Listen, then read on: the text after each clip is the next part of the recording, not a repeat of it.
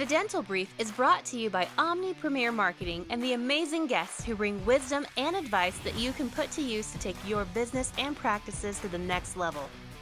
Find us on Facebook and join the conversation.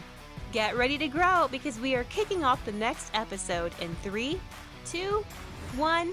Hello, everyone. Welcome to another episode of the Dental Brief. Another recording from home. Got an awesome guest today. It's going to be an awesome day and an awesome episode. Let's get right to it. Melinda Heryford, say hello to everyone. Hi, Patrick. So nice to be here and share with your audience. Great to be here. Yep, we appreciate it. It's so funny, the pronunciation of names. I went over it with you. I had it before we spoke. I had it in my mind one way, and of course it's the wrong. I just want to make sure I say it again. Melinda Heryford. Melinda, you're in California, but I know you work with dentists all over the country, and I know you've been doing this a bit of time. I've been all over your website. Tell me, how'd you get involved in dentistry? How'd you start helping dentists? Yeah, when I was 14, Patrick, I sat down with our school counselor, Pat Berry was her name. And she said, I'm like, I don't know what I want to do when I grow up. She goes, well, why don't you be a dental hygienist? I'm like, okay. I trusted her and I did all the undergrad work and did all the education. And I got to my first office and sat with the hygienist. I worked in dentistry too, but I didn't actually sit with the hygienist in the idea of being a hygienist. And I just saw for my personality, oh my gosh, this probably isn't going to be a great fit for me. I have a little ADD. I like to focus on different things and kind of lit from one place to the next. And so I could see that wasn't going to be a good match for me. And I went the business direction and, did some internal office management and then went to work for a consulting company. And it's been an awesome fit for me. I've been a consultant now in going on 4 decades, a long time, Patrick. I started when I was really young, and it's cool to be able to go into different practices. As you interview different people. The practice takes the shade of the owner. And so every practice is different, and the keys to making them work are different because that practice owner, you got to kind of find what's going to fit for that practice owner. And so I love that, though. I love the diversity of that. It's fun. Melinda, I'm almost always asked this second question in this type of way where I ask, what are some challenges you see dentists facing today? But your experience, I want to ask you a little differently. What are some reoccurring challenges that dentists have always faced, that business owners have always faced, that are as true today as they were yesterday? Throw one out there. What does it look like? Yeah, that's just a great question. I would say that, the current challenges team, and you've had speakers talk about that and do some great talks about that.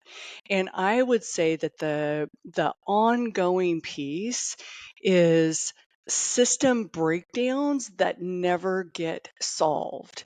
So, one of the things that dentists do is they hire people with experience, and then they say, just go after it, go for it. You just use your experience. And we're predominantly small businesses. Even the DSOs are units of small businesses. And, one of the common things that I see is there isn't a bona fide system for scheduling. There isn't a bona fide way to collect. There isn't, we just use whatever our practice management software is designed to do and then hope for the best. And so that's the part that it's a business model. Business model is you create scalable systems and then you teach people what those scalable systems are. So I would say that's the biggest missing piece for doctors. And then they find themselves in this rat race of like the same things coming up over and over and over again and getting super, that definition of insanity. It's like, oh my gosh, here it is again. And I can't even tell you the number of doctors that call me and say, I know my practice looks successful, but really these are the same problems that we're continuing to like rehash over and over again. And I want to change it. Yep. And so, you mentioned SOPs for a little bit, standard operating procedures. I like to think about it, and you have much more experience in this area than I do, but I like to think of SOPs as being something that are written and put Yep. together in a way that Yep. someone could understand what they need to do step by step without talking to you. Yep. Not you, Melinda, Yeah. but the No. the practice owner, Owner. the dentist. So in other words, if you were to have 10, let's say, assistants be hired, you could literally hire 10 assistants, not be there, and come back in a week, and they would know what they were supposed to do because your SOPs are so solid. Is that Yeah. That's beautiful. realistic? I mean, that's my love language, Patrick. You're speaking my love language. Mm, How you create a consistent business, consistent results is yeah, that SOP. That SOP helps you create consistency, and that is what actually creates sanity and growth, because you can grow you can grow any practice if you have scalable systems. And so I would say the SOP, and then the added piece that I would say to that, Patrick, is taking that SOP, because they'll write the SOP, but then they won't use it again. Like, it just stays in the computer. So, check sheets off of the SOP are critical, because that's actually what helps accountability. So you don't use a right. check sheet every single time, but I mean, like a pilot uses a check sheet every I single do. time. They uses the same check sheet every single time, Operating because rooms. that's it, right? It's life or death on that one. And ours isn't so much life or death, but if we want to create ease and like landing something every single time, the check sheet really helps. And so each position that we have, one of the things that we work with our clients on are, what are the 3 results that this position's here to gain? Not what are the million things that they should do in a day. What are the 3 results that they should land every single day? And then the check sheets correspond to that. So they can actually land each of those processes every single time, every single patient. Yeah, yeah, that makes a lot of sense. One thing I think to bring up here a little bit, and then I want to ask you, okay, how do you get started? You've got no SOPs. How do you get started? Yeah. How do you when you have a million things on your plate that you can't get done now? How do you add getting SOPs on Yeah. top of that workload you already have completed? Yeah. But let me say this, and I think this is true. Maybe I'm wrong. I think most entrepreneurs, right? And if you own a dental practice, you probably are an entrepreneur. They're actually really bad at writing SOPs, aren't they? Yeah. And having Yeah. this type of structure and Yeah. organization is actually doesn't fit the personality types of people Yeah.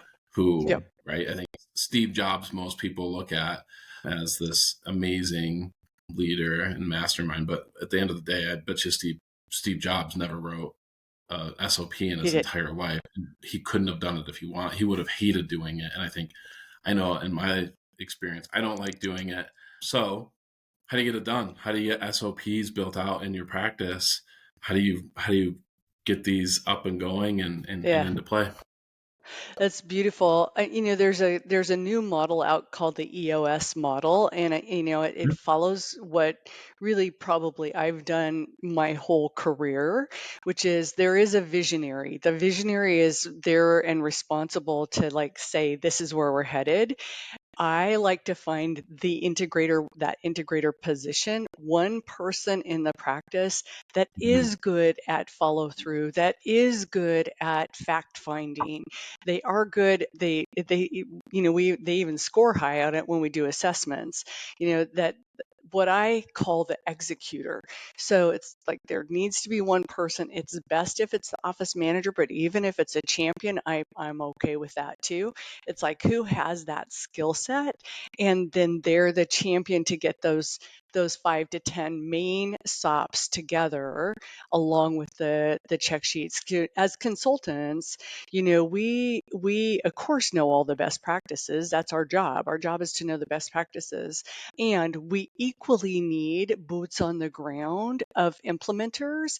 Otherwise, everything we want them to do does not get done, because that entrepreneur visionary, and who is also typically the dentist and the quarterback, they don't have an iota of time to work on this stuff. We're Yeah. not going to get them to do this in their free time because that's their only free time. So we really want to pick that executor, find them, nurture them, and they're the ones who land these systems. Does that make sense? Yeah. 100%. Yeah. Yeah. Just to fill in connect a couple of dots here.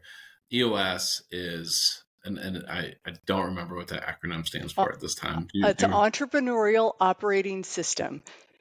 Perfect. Thank you. It's Gino Wickman. There's a few books out there. I've read them both, but the first one that I read from Gino Wickman is the book called Traction. Yep. It is a top 10 business book that I've ever read, and It's awesome. it's probably even top 3 to 5. It's Yep. fantastic. You will find it difficult, I think, to bring in some of the things that they talk about because it really Yeah, is meant for like a corporate scale. So it does require a little personalization, I think, and I know a lot of times it in systems does. you're not supposed to know things, It but does. I think that it does need that. But absolutely fantastic, and I'm guessing, Melinda, you're helping implement with your clients Traction and EOS or some elements of that. Is that fair? Absolutely, Patrick. I did an MBA, and so, Yeah. I had like the 12 steps, right, to like get your business into high performance. What I love about EOS is it's 6 and it's lean. So in this last year, I've leaned out our system, and yeah, we probably don't use the EOS terminology because of that piece Yeah. of it, but I would recommend every owner read Traction. It's incredible, right? And figure out how do they get some of these business elements in their practice. Yep. Makes total sense to me. So, Melinda, we're going to shift gears. I want people to reach out to you. Absolutely. You get more information on SOPs and implementing them in your practice. Your website is practicemanagementconsulting.com. Folks, go check it out. When I'm going to ask you this question, there's more than one consultant and coach out there, as you know. What are your recommendations when somebody's trying to vet an expert to help them get to the next level and beyond? What are some questions that they should ask? What are some things they should look for? Yeah, I think I would just recommend that they be clear about what those next, what is it that they want? What do they want? Yeah.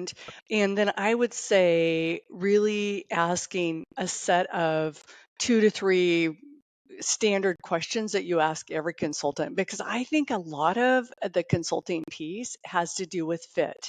And you're going to take the guidance of a consultant better if it's a good fit. I have clients that it's like it was meant to be that we work together because it's a great fit. And so I would just say ask them what their methodology is, how they go about doing it, and and I would talk to some of their testimonials, the people that they've worked with in the past, to see Sure. if what they're saying really is true.